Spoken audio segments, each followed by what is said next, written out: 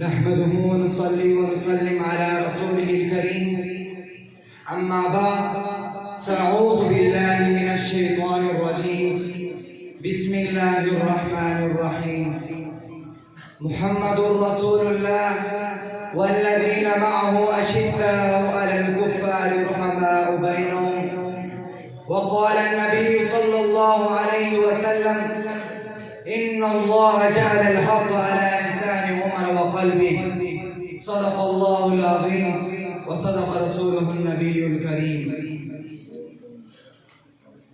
لو تم بھی سنو حکمران بھی سنے ایک بات بتانے آیا ہوں لو تم بھی سنو حکمران بھی سنے ایک بات بتانے آیا ہوں عظمت فاروق اعظم کے دین میں حقیقت حال بتانے آیا ہوں مسلمانوں کی ناحق خون سے رنگین ہے جن کی دیواریں میں ان باطل پرست شاہی ایوانوں کی دیواریں ہلانے آیا ہوں انتہائی واجب الاحترام اساتذہ کرام اور مہمانان گرامی اور منصب انصاف اور تشریف فرما منصفین اعزام اور بزم اشرفی کے مہکتے ہوئے پھولوں السلام علیکم ورحمۃ اللہ وبرکاتہ۔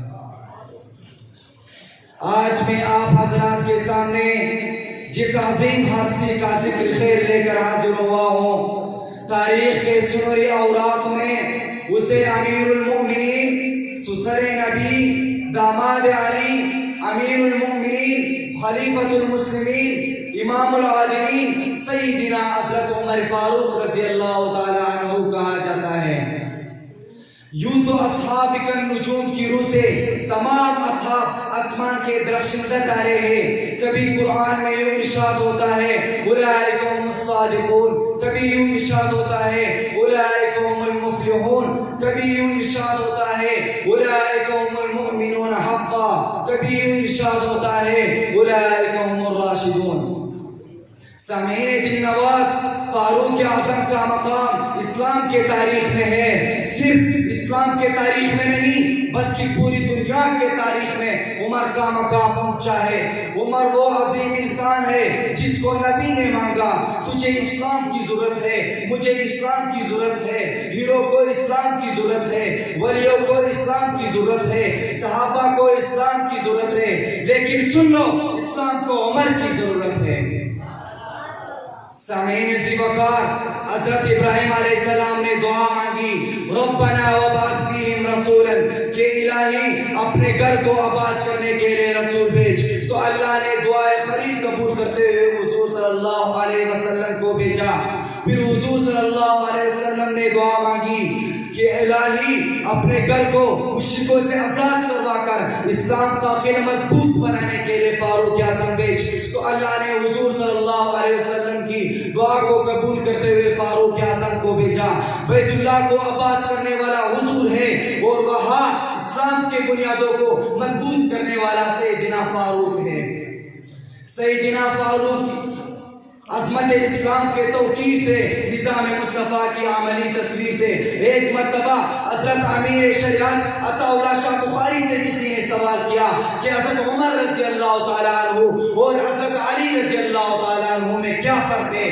تو امیر شریعت نے کیا خوب جواب دیا کہ حضرت علی رضی اللہ تعالیٰ عنہ مرید پیغمبر ہے اور حضرت عمر رضی اللہ تعالیٰ عنہ مراد پیغمبر ہے۔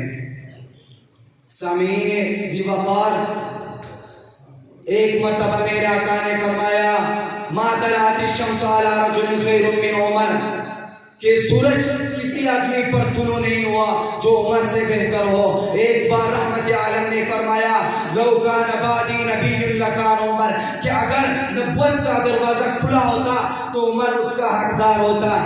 ایک بار میرے آقا نے فرمایا جس طرح آنکھ اور کان جسم کے اہم عضو ہے ایسے ہی ابو بکر اور عمر میرے اہم عضو ہے۔